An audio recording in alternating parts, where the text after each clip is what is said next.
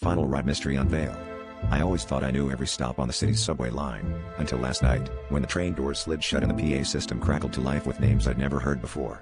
The map above my head flickered, lights traveling past familiar stations and into places like Old Hollow and Whispers End. At first, I figured it was a glitch. I mean, the city's full of weird tech bugs.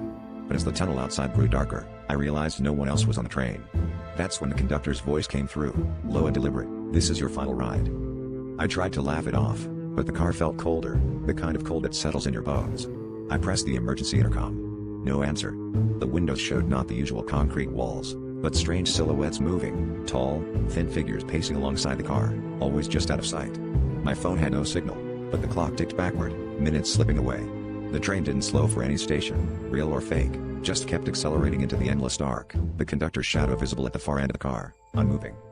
I remembered my grandfather's warning, years ago, about phantom lines that ran beneath the city, tracks built over old burial grounds, places the living weren't meant to travel. I always thought it was another one of his stories, but now his words haunted me.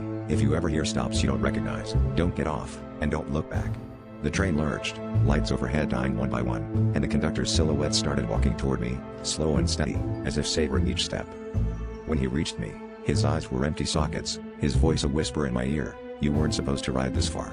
The doors slid open to a platform with no name, only darkness beyond. He gestured for me to leave, and I felt something cold wrap around my wrist. As I stepped onto the platform, I realized there were others waiting, faces I almost recognized, passengers from trains gone missing over the years. The doors closed behind me, and the train vanished into the tunnel, leaving me stranded in a station that doesn't exist, on a ride that never ends.